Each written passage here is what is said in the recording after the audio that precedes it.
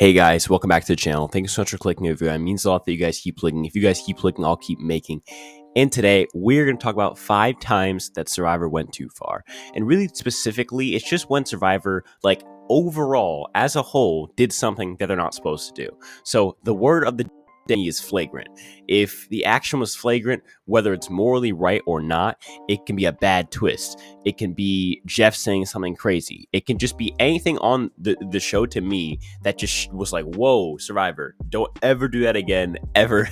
That is not okay. Don't do it again. So to me, this is all about Survivor going across the line, whether that's morally, whether that's politically, whether that's, it really doesn't matter to me. Twist-wise, it really doesn't matter. As long as it's crossed the line, it's in consideration for this list. 94% of you guys who watch these videos are not subscribed. Let's change that. It's easy and it's free. And if that's it, let's go into the video.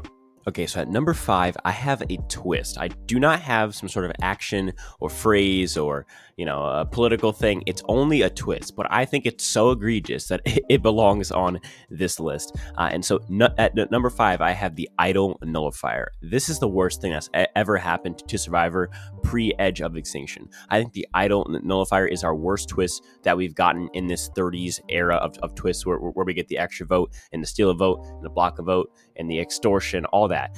This is the worst one. It goes against the entire idea of what a quote-unquote advantage is supposed to be. An advantage is supposed to give the people without numbers, without social capital, a chance in the game. And this is doing the exact opposite. It's giving the majority the advantage. And I know what you might be saying is, well, in David vs. Goliath, its first season, it gives the minority the advantage. That's the one time in about 10,000 times that's going to work out like that.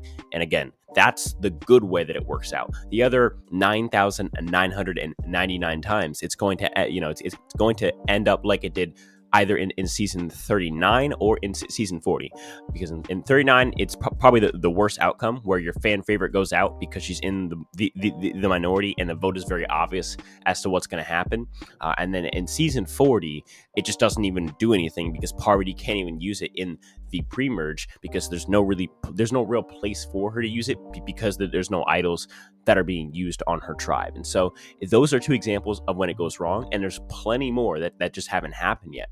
If this ever comes back, it will always lead to negative things. The only time that it's ever going to work in Survivor, mark my words, is David vs. Goliath.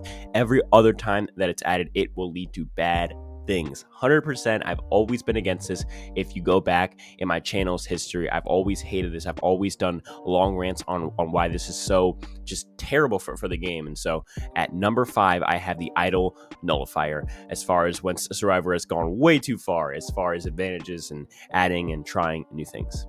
At number 4, we have something a little bit different than an idol nullifier. We have the Cook Island season. And it's just, you have to mention this season whenever you mention anything else, because this season is egregious. There's you make the tribes based off race. So you have black versus white versus Hispanic versus Asian. Are you kidding me? That's if they do that nowadays, the show would go off the air. And the only reason that they didn't go off the air then is probably because they got so scared that they merged 1 episode in or 2 episodes in. It's ridiculous. It's absolutely ridiculous. Whoever greenlight this need to be fired. I'm sure that they got fired eventually, but this is ridiculous.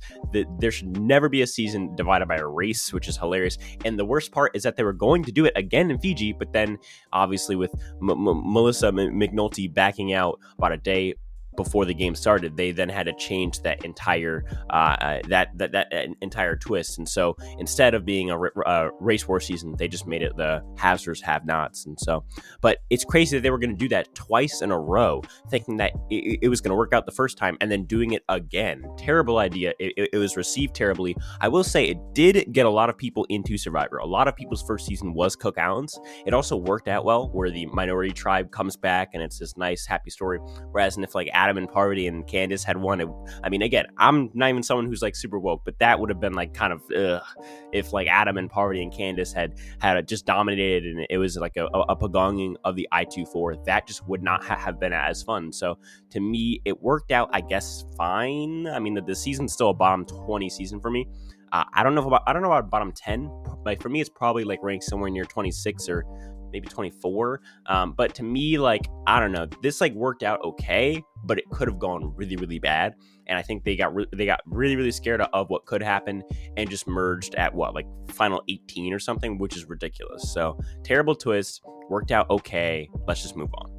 At number 3, I have something that isn't necessarily ever confirmed on the show. I guess that it kind of is, but it was never confirmed on the show. But apparently, Jeff curses at contestants like regularly, like up until like now, like current seasons. So I'm just going to give you guys 2 examples, but I've heard of 1,000. So you can do your own research, but here's 2 examples. So the first one is that I found that Johnny Fairplay had said, and again, Johnny Fairplay, maybe not the best source, but I'm going to trust on this one, that every time that Fairplay would walk into a challenge or a tribal council, it was always F you, Johnny Fairplay, coming from Jeff at Fairplay. And so Jeff seemed to really not like fair play, but if you're saying, well, it's fair play, Jeff didn't like fair play, so, he doesn't treat everybody like that. So according to Missy, in her tell-all on these Survivor specialists, she also says the same thing in a different way, where Missy was trying to be quiet at tribal and not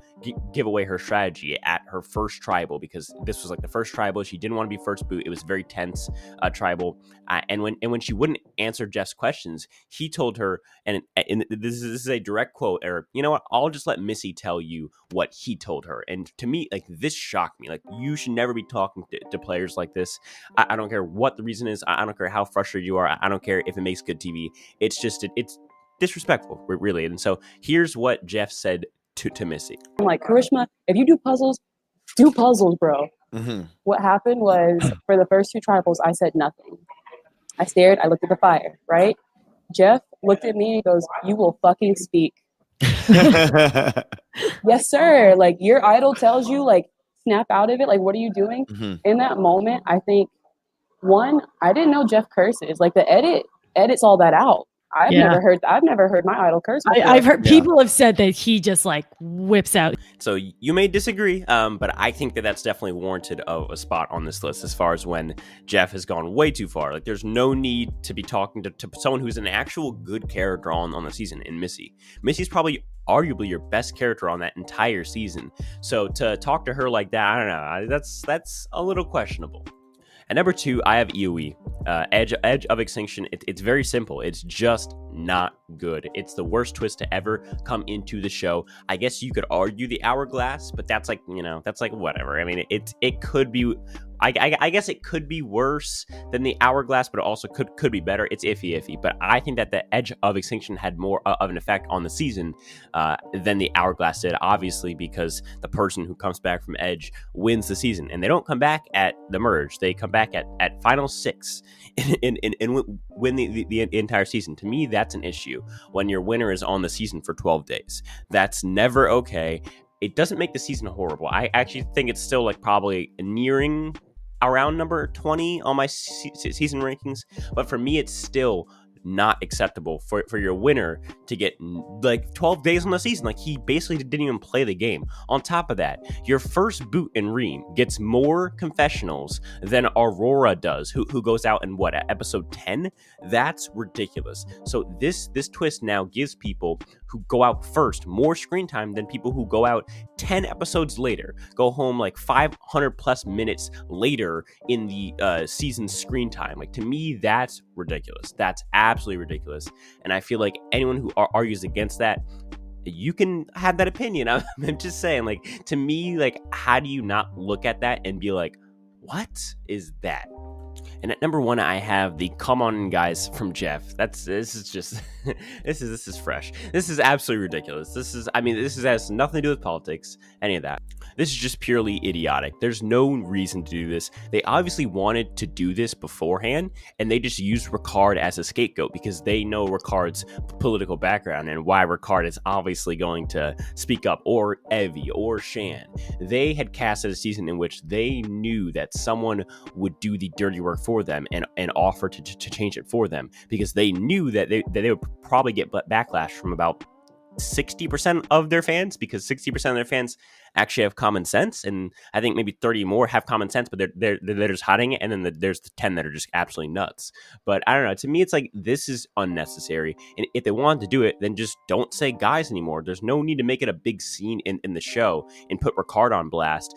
Although I'm not necessarily saying Ricard is a victim here. Ricard did speak up and say something absolutely idiotic, that guys is somehow offensive. The word guys is offensive, even though Ricard says it in the exact same context that he says it is offensive. He says it literally during the marooning, which is within minutes of this scene happening. But I do think that overall the blame goes more on Survivor, and that's why it can be on this list, and why I think that this is a perfect example of Survivor going too far. Just don't say the word guys anymore if you really think that it's that big of a deal. Just no need to make it a big scene in the show. Just cut it from the show and just stop saying come on in, guys. Just say come on in. No one's gonna notice, and if they do, then who cares? But then and on top of that, for Jeff to come back and say, well, if if you're saying that this is wrong, at me on Twitter, I probably won't read it. Now you're demeaning your fans who have common sense and saying, well, if you want to argue against me, I'm not going to argue back, because I obviously don't have an argument, because that's obviously, he has no argument, because if he did, then he would be comfortable rationalizing his opinion. It's just ridiculous. I mean, it really isn't that serious, but the thing is, like, the actual individual thing isn't that serious. It's just a word, but it's the idea that we are now changing words like guys in Survivor because one person spoke up who honestly isn't even that passionate about the subject, because he says the word within minutes of that scene in the exact same context. So some honorable mentions are the Stacey Stillman scandal that happened in season 1, where Survivor arguably voted out Stacey Stillman, or at least they convinced players to vote for her over Rudy, because they wanted to keep Rudy, and in order for Rudy to be a better TV personality. The Courtney reunion, where Jeff just goes off the hinge and talks about how Courtney is anorexic or something like that, or asks her, which is like just ridiculous.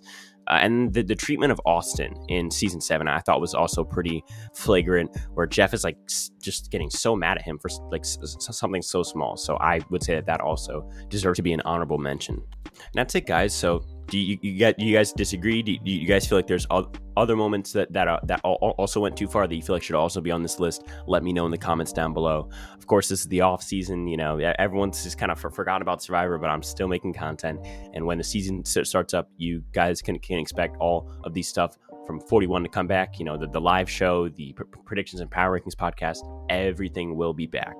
Make sure to join our Discord server. It's the top link in the description. We have so much fun there. We talk about everything from Survivor to Australian Survivor to Big Brother to Amazing Race to politics. Everything is in there. We just started an ORG in there where you can basically play Survivor with me. So go apply for that.